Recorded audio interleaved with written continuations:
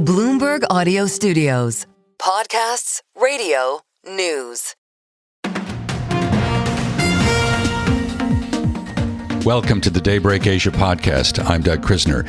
These days for financial markets, it's really all about crude oil driving the price action. In New York on Thursday, prices jumped after Iran launched a fresh wave of missile and drone strikes across the Gulf. WTI was up 8.5% to $81. That's the highest level we've seen since January 2025. Then late in the day, a retreat during the electronic session that came on a report of potential U.S. Treasury action in the oil futures market. Reuters reported an announcement could come soon. And now we are learning the U.S. will allow some Russian oil sales to India. The Treasury Department is issuing a temporary waiver to Indian refiners. Treasury Secretary Bessent saying it will not provide significant financial benefit to the Russian government.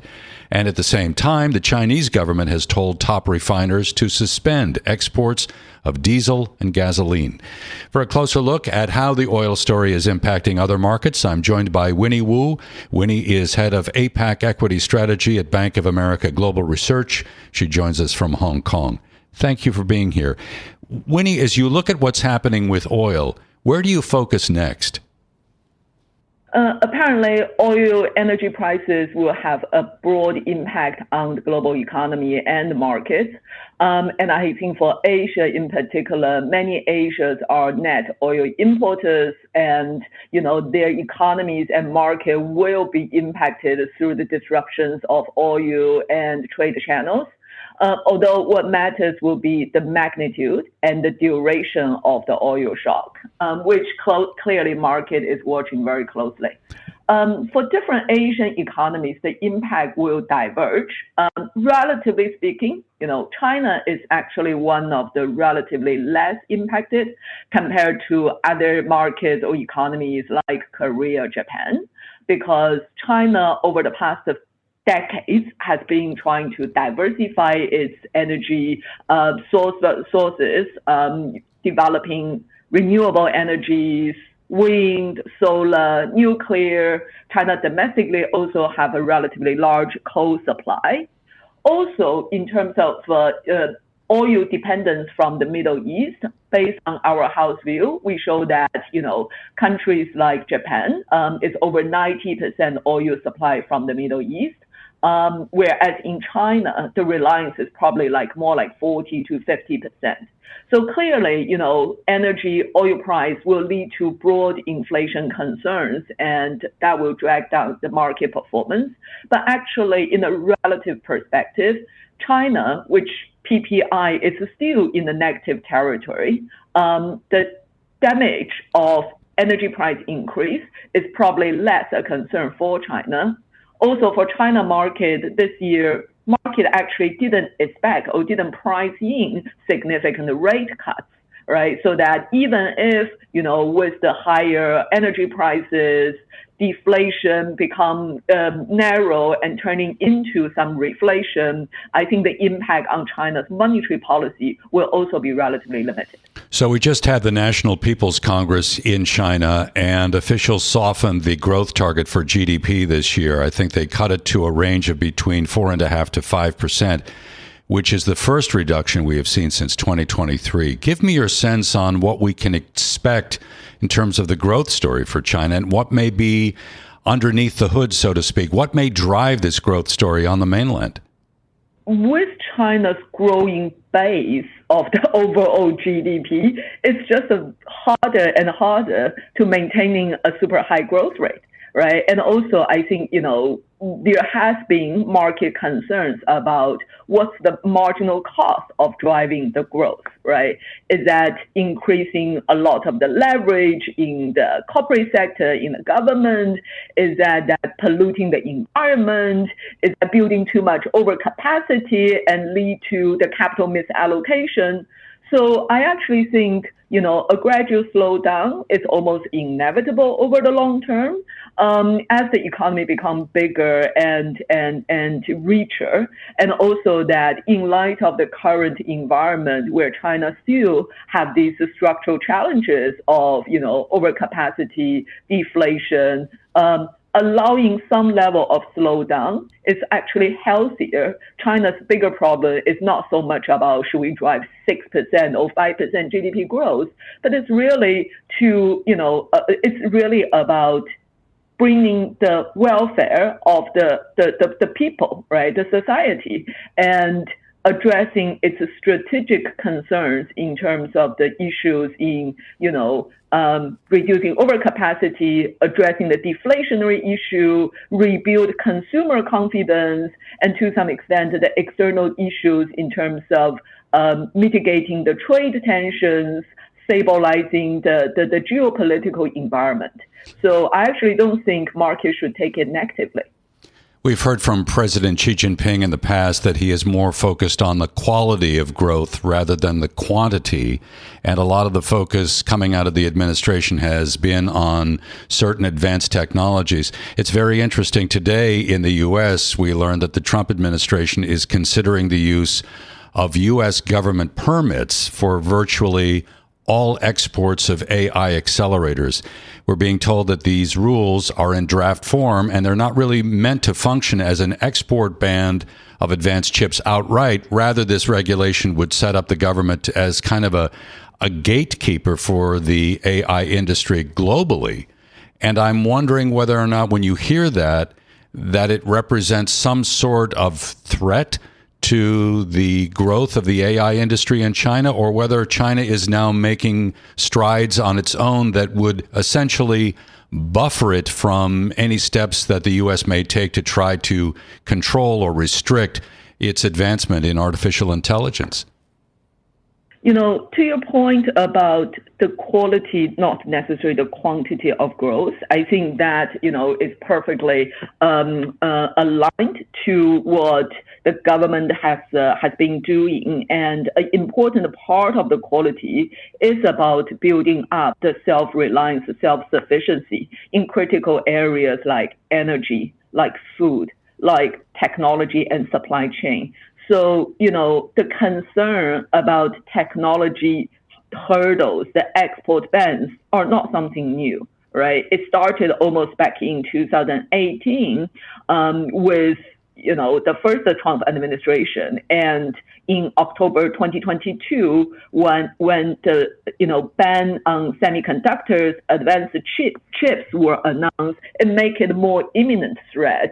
That's when market further deepen the concern about China's growth future, that if China can possess enough access to leading edge technology, equipment, software, talent to advance in the age of AI, right? Because semiconductor has been a fairly global industry that no country was able to pull it off on their own.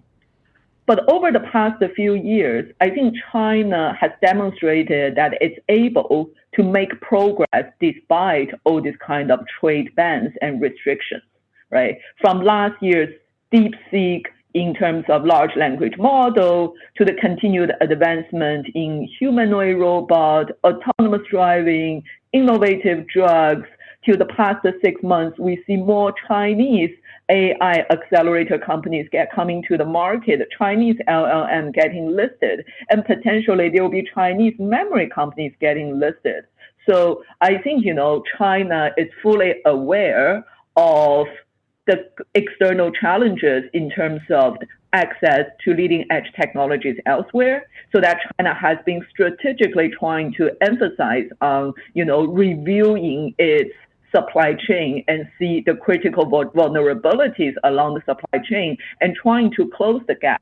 So I think, given the re-emergence of the global volatility, the geopolitical tensions, I think that trend will probably remain to be here, and it might further deepen that countries will be reviewing their critical technologies, countries will be reviewing their strategic vulnerabilities, and even in the age of AI, we see more countries, right, trying to build up their own sovereign AI and reduce the dependence on the superpowers.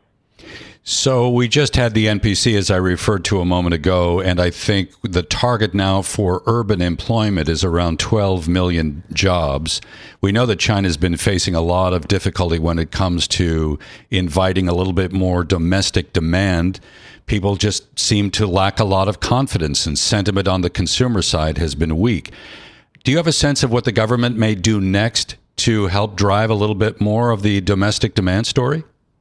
The weakness of consumption is now not only in China, right? It's actually become a little bit more global issue because what we're facing more broadly in many markets, especially in the more developed markets, is a combination of aging population plus the rapid AI development, which is displacing jobs, especially now the jobs for young people and knowledge workers.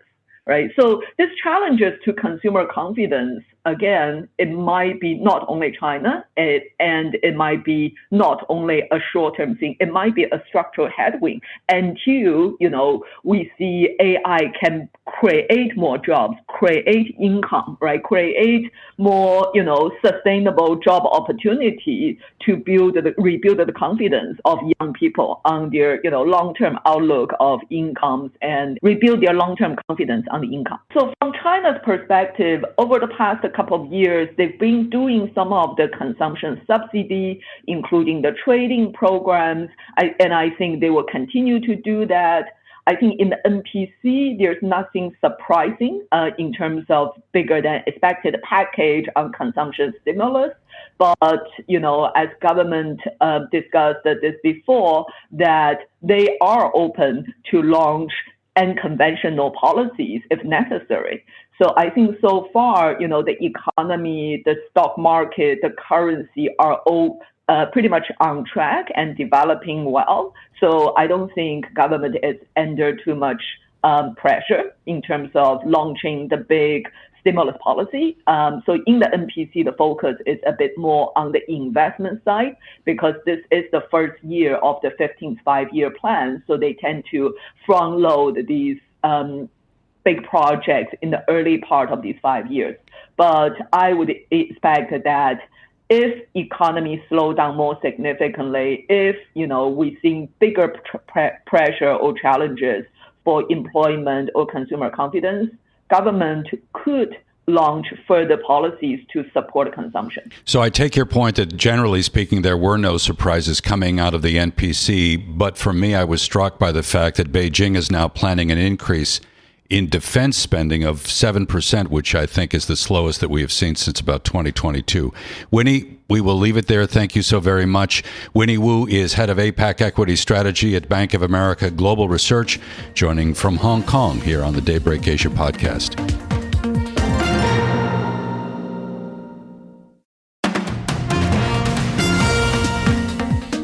Welcome back to the Daybreak Asia podcast. I'm Doug Krisner.